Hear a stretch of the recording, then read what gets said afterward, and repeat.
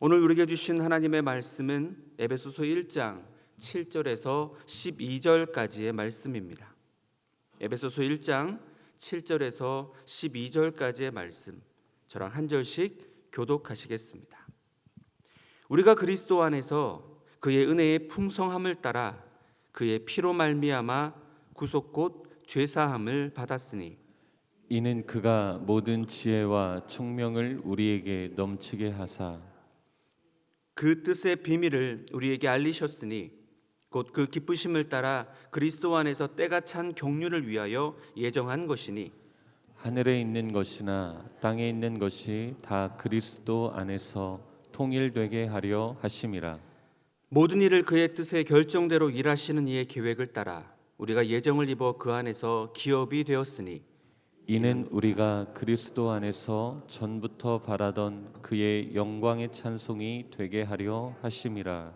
아멘. 아멘. 우리는 어제 성부 하나님께서 우리를 위해 택하여 주신 예정해 주신 놀라운 은혜를 살펴보았습니다. 어떠한 이유로 저 여러분을 택하여 주셨다라고 여러분 기억하십니까?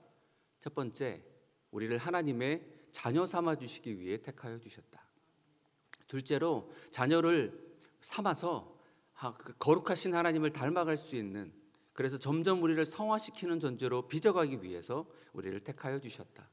나가 이 모든 구원의 은혜를 많은 사람들에게 노래하고 하나님께 영광 돌리는 찬양하는 존재로 빚으시기 위해 저와 여러분을 택하여 주셨다라고 살펴보았습니다. 오늘은 성자 예수님께서 우리를 어떻게 구원을 위해 놀라운 일들을 베풀어 주셨는지 예수님의 사역을 다시 한번 돌아보면서 예수님의 그 깊으신 사랑을 느껴볼 수 있는 귀한 시간 되기를 소망합니다. 오늘 세 가지 키워드는 죄사함이라는 단어가 있고요, 또 하나는 통일이라는 단어가 있고, 세 번째는 기업이라고 하는 단어가 있습니다. 먼저 7절 말씀을 우리 한번 읽어보겠습니다. 우리가 그리스도 안에서 그의 은혜의 풍성함을 따라 그의 피로 말미암아 구속 곧 죄사함을 받았으니, 우리가 그리스도 안에서 그 은혜의 풍성함을 따라 그의 피로 말미암아 구속 곧 죄사함을 받았다라고 합니다. 그렇습니다. 예수님이 저와 여러분을 위해 이 땅에 오신 첫 번째 사역은 십자가의 모든 물과 피를 쏟으시고 그 피로 저와 여러분을 깨끗게 하여 주신 것입니다. 이사야 59장 1절과 2절 말씀에 이런 말씀이 있습니다. 여호와의 손이 짧아 구원치 못하심도 아니요 귀가 둔하여 듣지 못하심도 아니라 오직 너희 죄악이 너희와 하나님 사이를 내었고 너희 죄가 그 얼굴을 가리워서 너희를 듣지 않으시게 함이니. 무엇이 저와 여러분, 무엇이 하나님과 우리의 관계를 멀어지게 하였다고요? 죄가 그렇다고 말합니다. 죄로 말미암아 우리와 하나님의 사이가 멀어지게 되었고 죄로 말미암아 하나님과의 관계는 단절되게 되었다라고 말씀합니다. 여러분, 죄의 삭은 사망입니다. 그래서 우리는 죽음을 향해 내달리던 그런 소망 없던 자들이었습니다. 여러분, 아프리카에 가보면 스프링복스라고 하는 양떼들이 있습니다. 이 양떼들은 어떤 행진 때문에 유명한데요, 그들은 먹이를 찾아 옮겨 다니며 물을 지어 다닙니다. 거대한 무리를 지어 다니는데요, 그런데 뒤에 있는 양들이 이 양들은 좀 욕심이 많나 봅니다. 뒤에 있는 양들이 앞에 있는 양들이 먹이를 다 먹어버리고 지나갈까 봐 앞에 이렇게 먹이를 먹고 있으면 그 뒤에다가 머리를 대고 먹는다고 합니다. 그래서 더 먹기 위해서 밀면서 먹는다고 합니다. 여러분, 한번 생각해 보십시오. 한두 마리가 아니라 집단적으로 앞에 있는 양을 향해서 뒤에서는 밀고 서로 먹이를 먹겠다고 싸우는 모습. 문제는 뭐 그렇게라도 하면 괜찮은데 점점 속도가 빨라진다는 겁니다. 뒤에서 밀다 보니까 서서히 달리게 되겠죠. 앞에 달리니까 뭔가 대단한 게 있는가 보다 하고 뒤에 양들은 또 어떻게 합니까? 더 추격을 합니다. 왜 뛰는지도 모른 채 그렇게 뛰다가 강이나 절벽을 만나면 어떻게 될까요? 몰살당한다고 합니다. 멈추고 싶어도 멈추질 못합니다. 왜요? 뒤에서 자꾸 미니까. 저게 뭔데 저렇게 점프하지? 그러면서 뒤에 양들도 함께 그렇게 목숨을 다한다고 합니다. 여러분, 굉장히 어리석어 보이지 않습니까? 근데 이 모습이 바로 우리들의 모습 같지 않습니까? 어디로부터 왔다가 어디로 가는지도 모른 채 그저 열심히 살아갑니다. 때로는 남들과 경쟁하기 위해 그저 내가 더 앞서기 위해 남을 밀면서 그렇게 나아갑니다. 남이 어떻게 되든지 말든지 열심히 살아가지만 그 끝은 무엇이었습니까? 사망입니다. 이처럼 정말 답 없는, 스스로 아무것도 할 수 없는 저와 여러분을 위해 예수님께서 이 땅에 오셨고 십자가에서 모든 불과 피를 쏟으심으로 저와 여러분의 모든 죄를 사하여 주신 것입니다. 여러분, 이 얘기를 너무 많이 들어서 우리에게는 이 감동과 감격이 사라진 지 오래되신 분들 많이 있지 않으십니까? 여러분, 십자가를 볼 때마다 눈물 나십니까? 저도 신학교에 들어가기에 앞서 제 입에 예수님이라는 단어가 나오기가 어려웠습니다. 옛자만 나와도 가슴 벅차고 눈물 흘려서 가정예배 드릴 때 펑펑 울었던 기억이 참 많이 있습니다. 요즘은 예수님을 여러 번 불러도 눈물 나지 않는 제 모습을 많이 보게 됩니다. 여러분, 우리가 잊지 말아야 될 것은 이 대속해 주신 사랑을, 저와 여러분의 이 모든 죄를 사하시기 위해 당신의 몸값으로 우리의 모든 죄값을 치러주신 속량의 은혜를, 죄와 사망의 법에서 그저 죽을 수밖에 없었던 저와 여러분을 살리시기 위해 우리를 해방시켜 주신 이 구속의 은혜를 우리는 날마다 기억하고 감사하며 감격하며 살아가야 될 줄로 믿습니다. 방금 우리가 불렀던 찬송가의 가사처럼 영광의 그날이 이를 때까지 언제나 주님 바라보며 감사하며 감격하며 그렇게 주님 앞에 찬양 드리며 살아가시는 저 여러분 되기를 소망합니다. 둘째로 예수님께서 우리에게 베풀어 주신 그 놀라운 사역은 어떤 사역이냐면 우리 10절 말씀입니다. 우리 10절 말씀을 다 함께 읽어보겠습니다. 시작. 하늘에 있는 것이나 땅에 있는 것이 다 그리스도 안에서 통일되게 하려 하심이라. 그렇습니다. 예수님은 저와 여러분을 구원시켜 주실 뿐만 아니라 하늘에 있는 것이나 땅에 있는 이 모든 것들을 누구 안에서요? 예수님 안에서 통일되게 하시는 것이 두 번째 사역이다 말씀하십니다. 여기서 좀 살펴봐야 할 단어가 있습니다. 그 단어는 통일입니다. 원어로는 아나케팔라이오라고 합니다. 이 단어를 풀어보면 다시 통일되다, 다시 거느리다라고 하는 다시의 의미가 숨어져 있습니다. 그러니까 원문에 충실해서 오늘 10절을 다시 한번 번역해 보면 하늘에 있는 것이나 땅에 있는 것이 다 그리스도 안에서 다시 통일되게 하려 하심이라, 이런 말씀인 것입니다. 여러분, 그저 통일하시고 그저 종합하시는 것이 아닙니다. 다시 통일하시고 다시 회복시키시고 다시 다스리시기 위하여서 예수님이 이 땅에 오셨고 하나님의 구원의 궁극적인 목적을 향해 달려가셨던 것입니다. 여러분, 이해를 돕기 위해 골로새서 1장 15절에서 18절까지의 말씀을 조금 살펴보려고 합니다.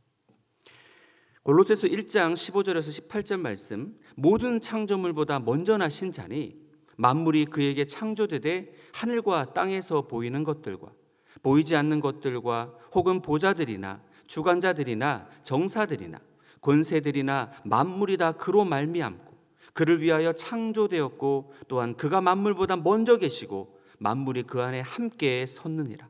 그는 몸인 교회의 머리라. 그가 근본이요 죽은 자들 가운데서 먼저 나신 자니 이는 친히 만물의 으뜸이 되려 하심이요. 지금 제가 설명드린 이분이 누구십니까? 예수님이십니다. 예수님은 모든 창조물보다 먼저 나신 분이시고 그래서 창조주라고 하는 이 설명을 길게 하고 있는 것입니다. 그리고 이미 만물이 누구 안에 있었다고요? 예수님 안에 있었다라고 말씀합니다. 17절에 보면 그가 만물보다 먼저 계시고 만물이 그 안에 함께 섰느니라. 자, 만물이 함께 섰다라는 뜻은 결합되다, 응집되다라는 것입니다. 예수님 안에서 이미 통일되어 있었다라는 것을 보게 된다라는 것입니다. 예수님 안에 통일되고 결합되었던 이 세상이 죄의 문제로 말미암아 이 결합과 응집이, 통일이 깨어져서 이것을 다시 통일하시고자 다시 결합시키기 위해 누가 오셨다고요? 예수님이 오셨다라는 것입니다. 그렇습니다. 우리의 개인적인 구원을 뛰어넘어 온 우주 만물을 다시 통일하시고자 하시는 이 원대한 꿈이 하나님의 구원 계획, 우주적인 구원 계획임을 우리는 확인할 수 있게 됩니다. 여러분, 이것을 상상만 해도 가슴 벅차지 않습니까? 나를 위해 죽으신 것을 넘어 모든 만물을, 온 우주 만물이 주님의 것이고 이 모든 것들을 주님 발 아래 두고 다시 통일되게 다시 거느리시는 그 크시고 위대하신 예수님. 그래서 예수님이 다시 오실 때는 뭐로 오시는 거라고요? 심판의 구주로 오시는 겁니다. 그때 오셔서 당신의 발 아래 온 우주 만물을 다시 재통일하시기 때문에 그렇습니다. 그러므로 우리는 십자가를 볼 때마다 저와 여러분의 죄를 사해 주신 그 구원자 되신, 개인적인 구원자 되신 예수님뿐만 아니라 온 우주 만물을 회복시키시기 위해 오신 우주적인 구원자 되신 예수 그리스도도 우리는 함께 바라보아야 한다라는 것입니다. 우리가 믿고 바라보는 예수님은 이처럼 크고 위대하신 분이시다라는 것입니다. 바라기는 우리 죄를 위해 죽으시고 부활하신 예수님의 은혜도 묵상할 뿐만 아니라 다시 오실 주님, 그 크고 위대하신 그 주님도 함께 깨어 기다리시는 순결한 신부들 되시기를 주님의 이름으로 축원합니다. 마지막 세 번째로 예수님의 사역은 11절에 나타나고 있습니다. 우리 다 함께 11절 말씀을 읽어보겠습니다. 시작. 모든 일을 그의 뜻의 결정대로 일하시는 이의 계획을 따라 우리가 예정을 입어 그 안에서 기업이 되었으니. 자, 잠깐 복습해 보면 예수님이 이 땅에 오셔서 하셨던 사역 첫 번째가 무엇이라고요? 저와 여러분의 죄를 사하여 주셨습니다. 두 번째는요, 다시 통일시키시기 위해 오셨습니다. 그리고 11절에 보면 세 번째, 우리에게 기업을 주시기 위해 오셨다라고 합니다. 이 기업이 뭘까요? 여기 기업이 되었다라는 단어는 클레로라는 단어인데 그 뜻은 할당하다, 상속받다, 특권을 부여받다라는 뜻입니다. 그러니까 세 번역은 이렇게 번역합니다. 하나님은 그리스도 안에서 우리를 상속자로 삼으셨습니다. 기업이 뭐라고요? 상속자다. 저와 여러분은 예수님을 통해 상속받고 특권받는 상속자가 되었다라는 것입니다. 하나님의 자녀가 되어 그저 하늘나라에 들어가는 그런 수준이 아니라 요한계시록 20장 6절 말씀처럼 그리스도와 더불어 왕노릇하는 자가 바로 저와 여러분이라는 말씀입니다. 예수 그리스도와 더불어 공동 상속자가 된 것이 바로 저와 여러분이라는 것입니다. 로마서 8장 17절 말씀에도 이렇게 말씀합니다. 자녀이면 또한 상속자 곧 하나님의 상속자요 그리스도와 함께한 상속자니. 여기서 상속자가 나옵니다. 표준 세번역으로 또 읽어보면 자녀이면 상속자이기도 합니다. 우리는 하나님의 상속자요 그리스도와 더불어 공동 상속자입니다. 그렇습니다. 예수님은 저와 여러분을 구원시키고 그저 끝나는 것이 아니라 공동 상속자로 만들기 위해 이 땅에 오셨고 죽으시고 부활하셨다라는 것입니다. 죄 많고 허물 많은 소망 없던 저와 여러분을 공동 상속자로 만드셔서 함께 하나님의 나라를 세워가자, 함께 하나님의 나라를 다스리자, 그런 존재로 저와 여러분을 불러주셨다라는 것입니다. 말씀을 정리해 볼까요? 예수님은 우리의 모든 죄를 대속해 주시기 위해, 우리의 모든 죄를 사해 주시기 위해 이 땅에 오셨습니다. 예수님은 온 우주 만물을 다시 회복시키기 위해 이 땅에 오셨던 것이고 다시 오실 것입니다. 나아가 예수님은 죄 많고 허물 많은 저와 여러분을 공동 상속자로 만들어 주셔서 그리스도와 함께 더불어 왕노릇하는 그런 존재로 세워주시기 위해 이 땅에 오셨던 것입니다. 여러분, 박지의 자매라고 혹시 알고 계십니까? 최 장로님을 통해서 그 간증을 이렇게 보게 되었습니다. 독일에 태어난 박지의 자매는 바이올린에만 최선을 다했던 어떤 바이올린 부분에 있어서는 천재 소녀입니다. 그거가 독일 정부로부터 생활비와 장학금을 받게 되었고 14살이라는 나이로 독일 마인츠 음대의 최연소로 입학하게 됩니다. 14살에. 수십억을 호가하는 명기 과르넬이라고 하는 그 바이올린 악기가 있는데 이 악기를 두고 1년 동안 무상 임대해주는 어떤 오디션이 있다고 합니다. 그러니까 이 오디션에서 1등하면 이 아주 비싼 악기를 들고 다니면서 연주할 수 있는 거죠. 그런데 늘 1등을 차지해서 12년째 과르네리를 들고 연주하고 있다고 합니다. 대단하죠? 그런데 계속 경쟁하고 앞만 보고 달리다 보니까 그만 마음에 우울증이 찾아오게 되었다고 합니다. 악기를 들 수도 없고 음악 하기조차도 싫고 이대로 가다가는 죽을 수 있다라고 하는 의사의 경고까지 들었다고 합니다. 그런데도 고쳐지지 않아 참 많이 힘든 시간을 보냈다고 합니다. 그렇게 우울증이 깊어지던 가운데 찬송가 150장 후렴 가사 뭐였죠? 최후 승리를 얻기까지 주의 십자가 사랑하리. 빛난 면류관 얻기까지 험한 십자가 붙들겠네. 그 찬송가의 가사가 그녀의 마음에 파고들기 시작합니다. 아, 여기가 끝이 아니구나. 아직 최후 승리가 남아 있구나. 이 땅의 전부가 아니라 저 영원한 하나님 나라가 있구나.